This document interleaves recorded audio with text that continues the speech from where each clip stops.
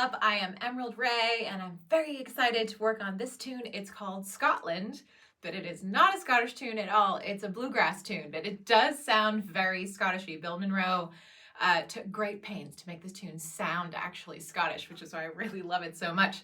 So we'll talk about all the bits and pieces as we go, and what makes this tune sound Scottish, even though it's clearly a bluegrass tune.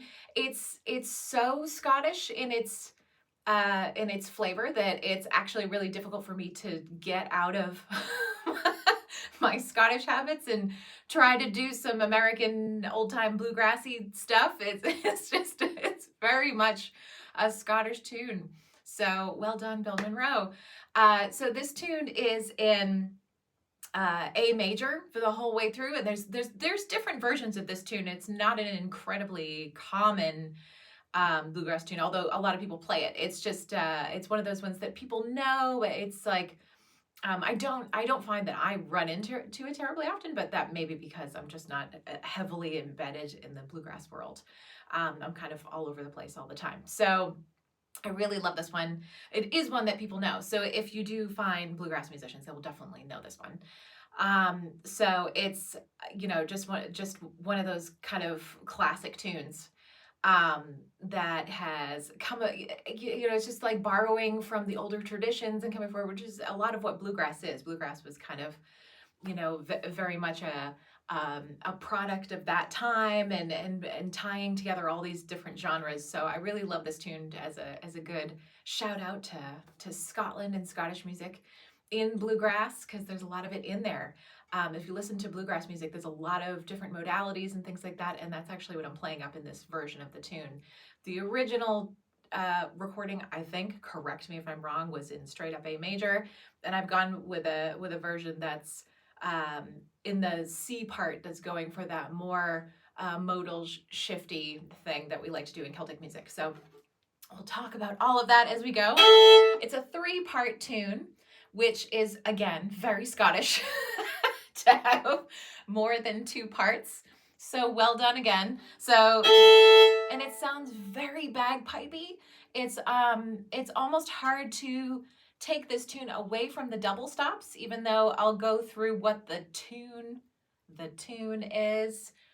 Honestly, I can't imagine hearing somebody play this tune without double stops. I would just say that right from the get-go, that I would just go ahead and put all the double stops into this tune and consider them part of the tune, because they really are actually. This bagpipey feel is a really heavy theme here. So the A part of the tune sounds like this. Sorry.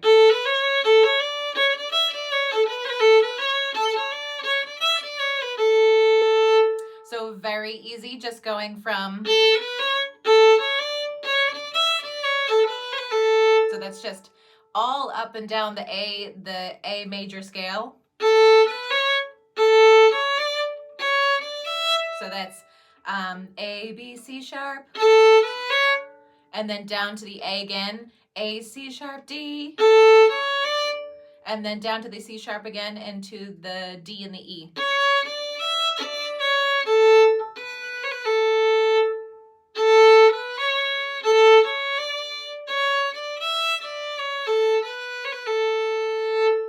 So let's try that again.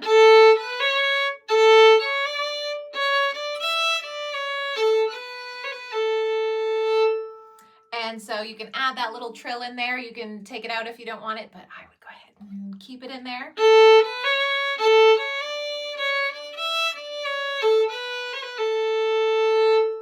And then the second phrase is.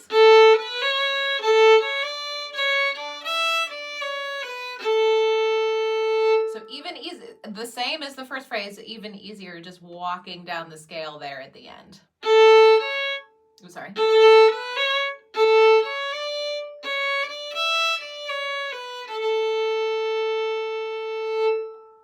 So let's try that again. So that's the same as the first section, and then open E, and then D, C sharp, B, A. So the 2 parts, the 2 phrases we have are very similar. So I'm just gonna play them back to back so you can hear where we're at.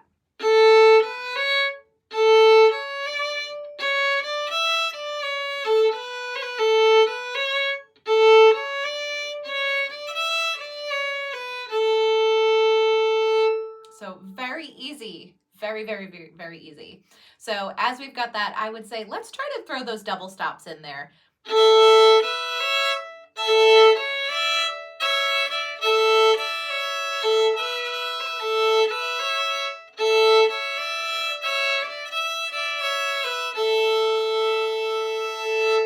Let's try that again with a repeat.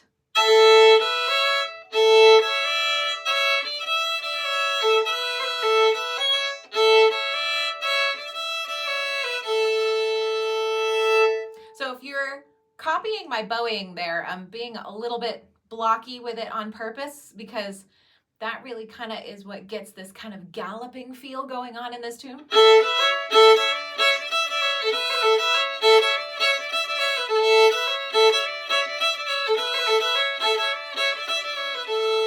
see those up bow slurs happening there?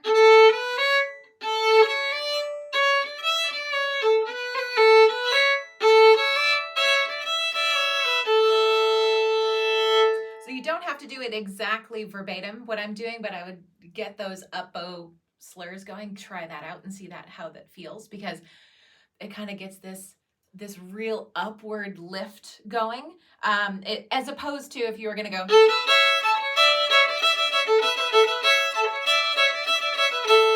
You hear how that just sounds totally different, even though that was a really blocky, almost kind of dorky version of it. I didn't mean to make it sound that dorky, but it kind of did compared to what we just played, right? So that was not intentional, but you see how the different feels. It's like you can change your bow direction and suddenly it's just got a completely different vibe going on. So be aware of that. So da da da da da da da da da da da.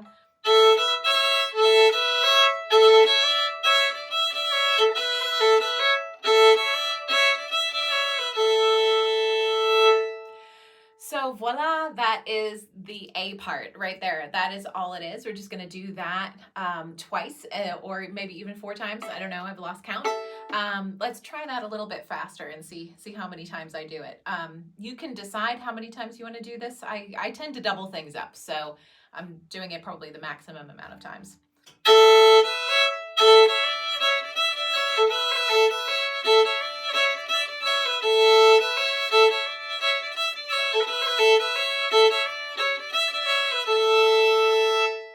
So that would be the normal twice through. You could also do it 4 times, and I probably would. So B part, here we go. So we're gonna start off on your high A on the E string. Throw a 4th finger in there.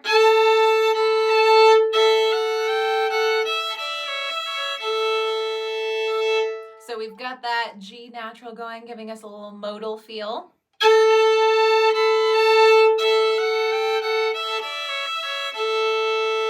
And if you need it without double stops, here it is.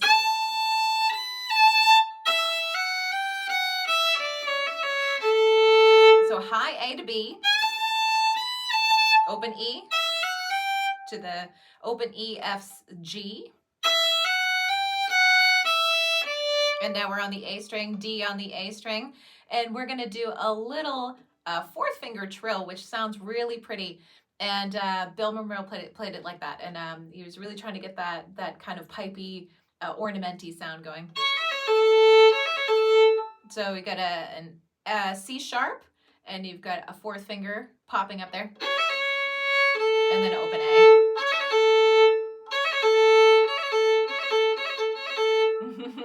So if you want to check out the ornamentation section, I have videos on how to do trills and rolls and things like that. So if you're finding that tricky, I would go and check out those videos where I'm practicing ornamentation and scales, so you can get that going nice and quickly and have them sound nice and crisp.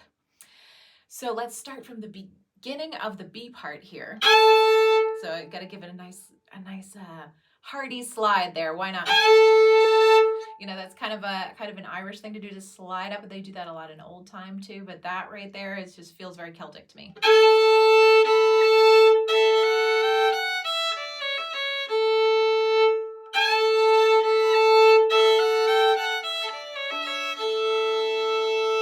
And then the second phrase is,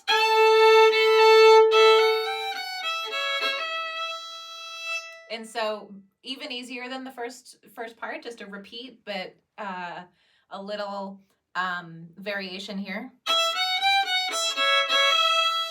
So we're just hanging out on that E on your A string, fourth finger on your A string.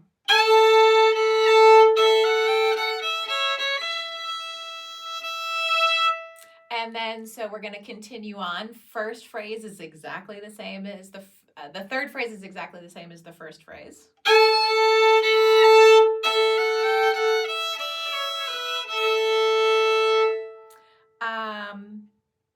Actually, there I am running down the scale there. You could do the same thing as the first phrase, by the way. You could do a little variation if you really love that.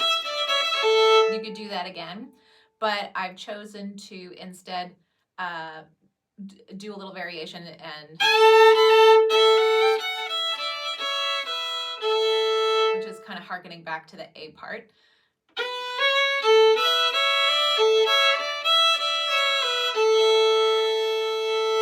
And that's harkening back to the A part too. So this happens a lot in tunes where you have little sections that are not quite in the same place. They're moved around. And in fact, when you're writing tunes, that's actually a great way to add some filler, is to take a part from, if you've written an A part already and you're stuck on the B part somewhere and you go, wow, what if I steal this part?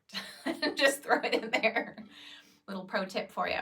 So let's try this again. So starting from the top of the B part, because we've kind of, I want to make sure we don't get lost here. So sliding up to that A.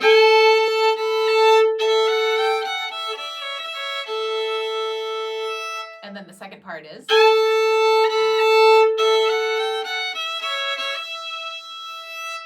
And then the third phrase, is just, we're just going to walk down the scale.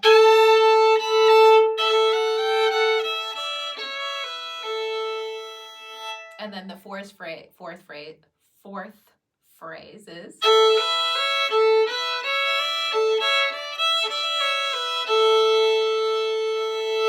So that's da da dee da da da da.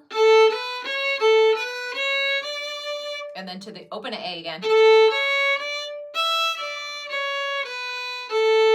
A, B, C sharp, A, B, C, D, A, C sharp, D.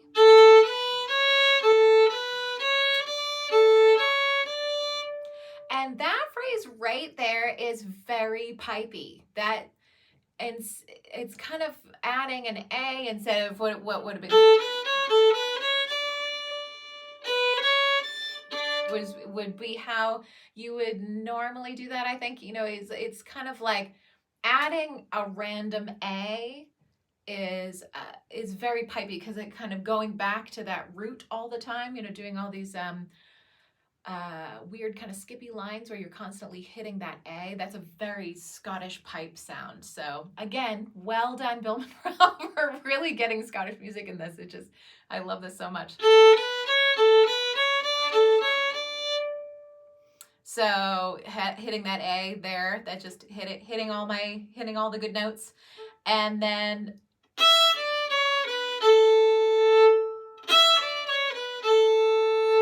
or you could, if you want it to sound a little old-timey or a little twang-a-dang-dang.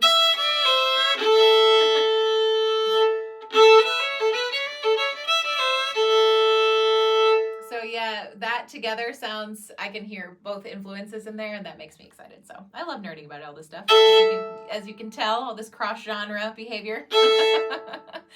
So let's start from the B part here and play it twice.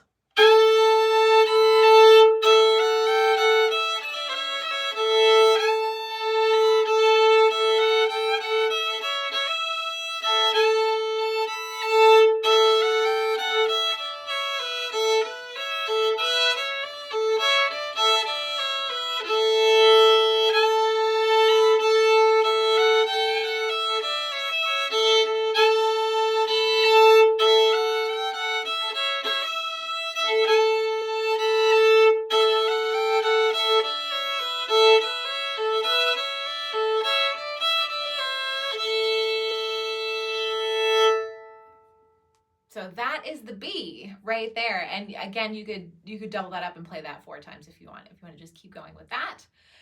Let's skip over to the C part, which is my personal favorite part. And this is a super Scottish move to go down the octave. That is another thing in Scottish music that happens all the time. And it's one of those things that happens a lot in these 18th century fiddle tunes that were originally pipe tunes.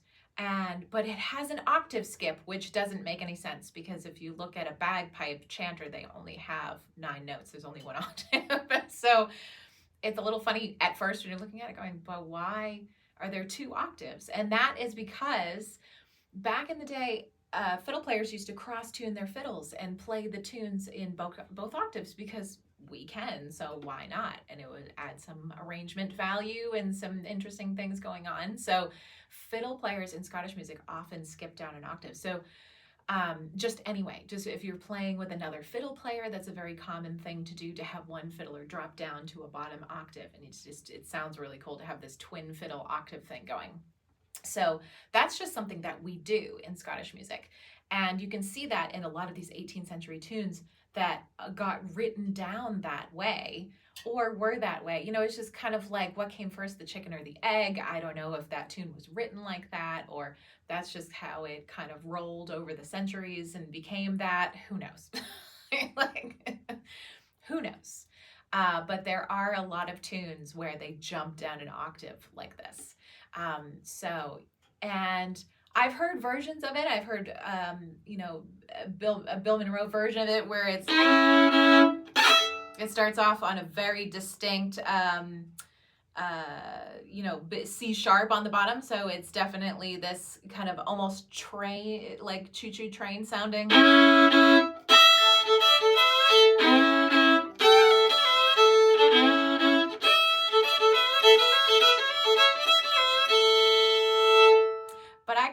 Version where you hit the big fat A on the bottom and go for that C natural. So that's what we're gonna do. You can do the other version if you want, but this is my favorite thing to do because this sounds more Scottish to me. So hitting a big fat A double stop on the bottom. So without the double stop, our root notes are A to C to A. So hitting a nice neighbor note on your G there. But with the double stop on the D string, we're gonna bar over, so you have your E and your A together. And just hit that C again, just the C, don't bar over with your 3rd finger. And then we're gonna do something totally crazy.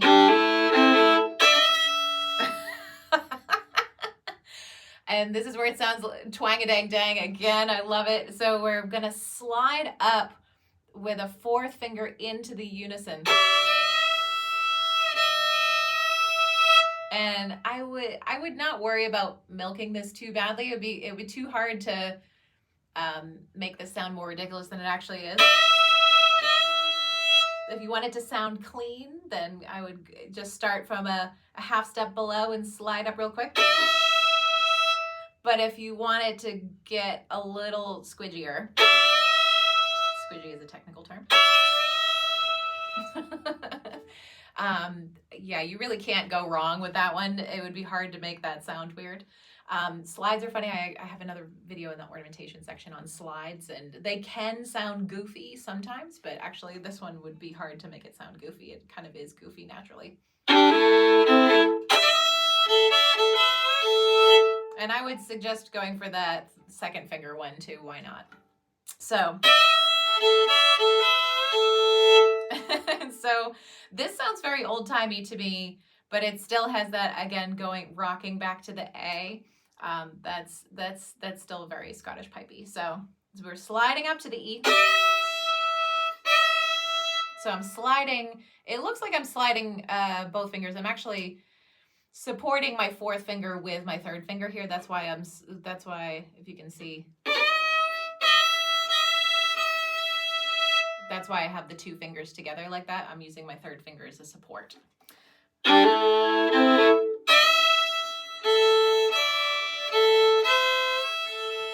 So that's doing the fourth finger, third finger, second finger. So that's an E, a D, where are we at now? C natural, which we're sliding up into the blue zone.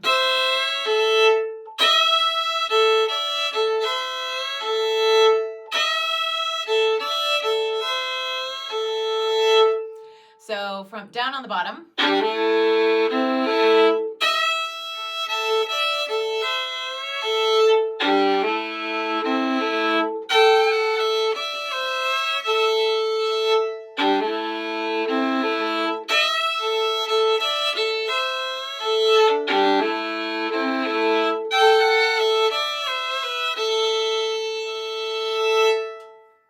So there we go. That last phrase. So just starting on your G up on the top E string here.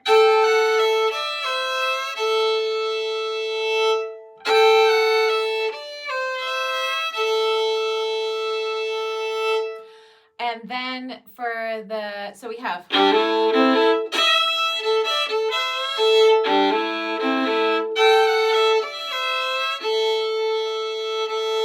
And then we're going back down again.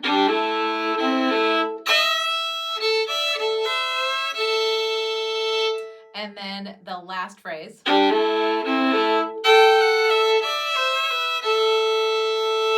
So there's a few different options of what you can do at the end there. You can just repeat the,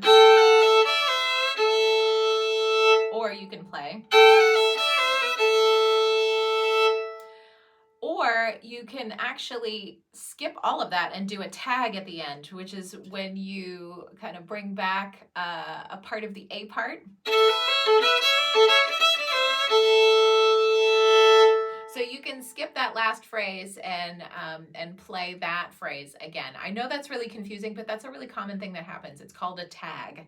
And so depending on who you're playing with and what's going on, it's a really common thing to do in dance tunes, and it actually signals to everybody else that the tune is about to either repeat or the tune is going to end, to go back to some kind of beginning part. It's just kind of, it's a clue to everyone, because as you can see, all these parts that we're doing are very repetitive.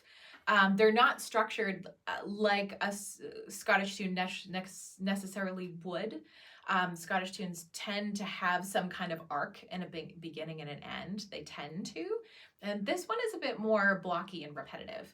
So I might actually throw that tag in without even thinking about it, because I'm signaling to myself that it's the end of the tune, because you can get lost in those blocky repeated parts, especially if you're doubling them up like I tend to do.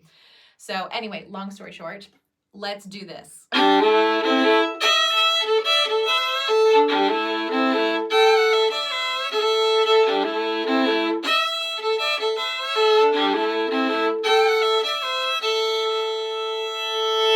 So we'll just keep it simple for now, but like I say, you can add some variations. You can double that up and put the tag at the end, and you can do anything you want with all of that. But let's play the whole tune together. So we're going to start.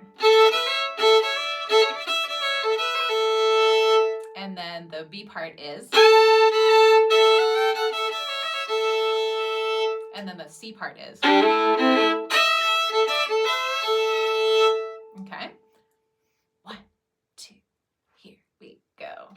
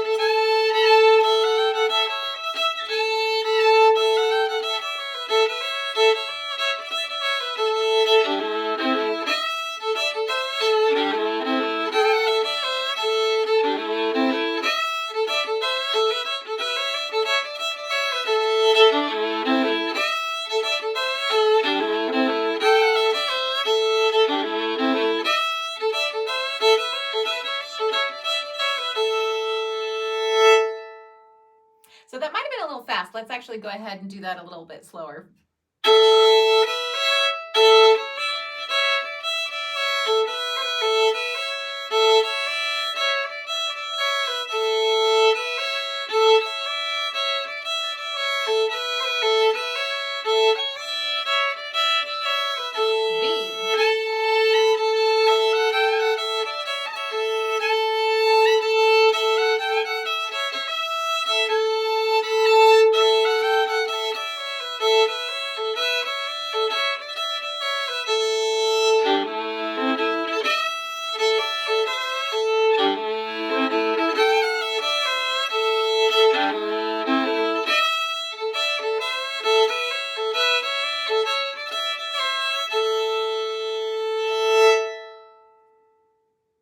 There you have it. That is Scotland.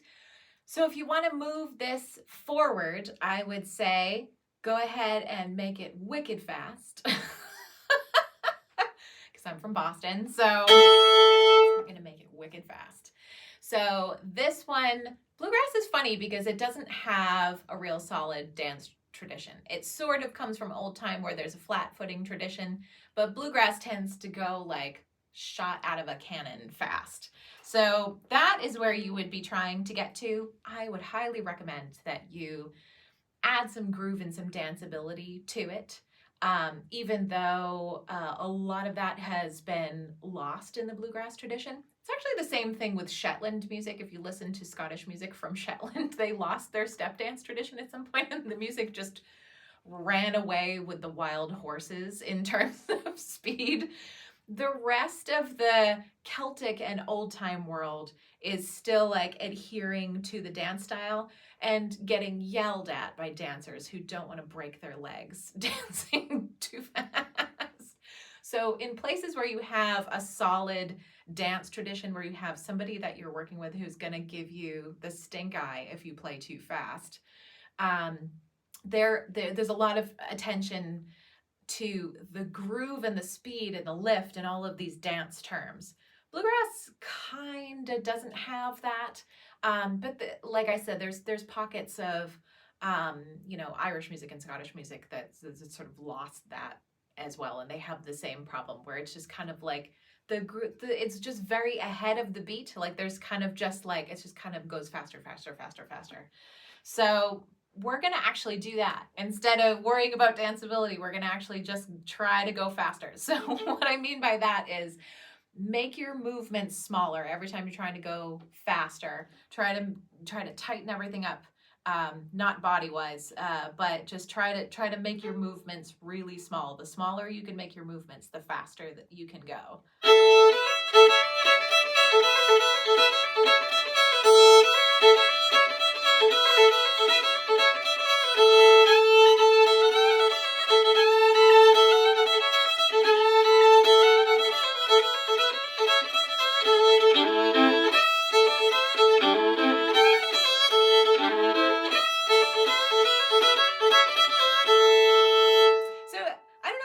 But it's like the beat is very what we call like ahead of the beat. If you're talking about jazz or any of that kind of thing, there's a lot of a focus paid attention to where is the beat, and that is very ahead. It's kind of paying no attention to if somebody was going to dance to that, they'd probably be like looking at you like what the heck. So so that is what you would do first with that tune. And then you can go ahead, because it's a bluegrass tune, you can go ahead and take a solo on it. You can kind of do anything you want to do with this tune. You can add some ornamentation. You can kind of make it sound a little bit more Celtic, which is kind of almost what I did today. And then if you want to go more in the bluegrass direction and, play around with some of those idiomatic things there, then you can do that as well. So that is what I have to say about this tune, Scotland, and I hope you enjoyed this tune as much as I do, and I hope you have fun with it and playing around with lots of other cross-genre tunes, and I do hope you take a solo on this at some point, and I will see you in the next video.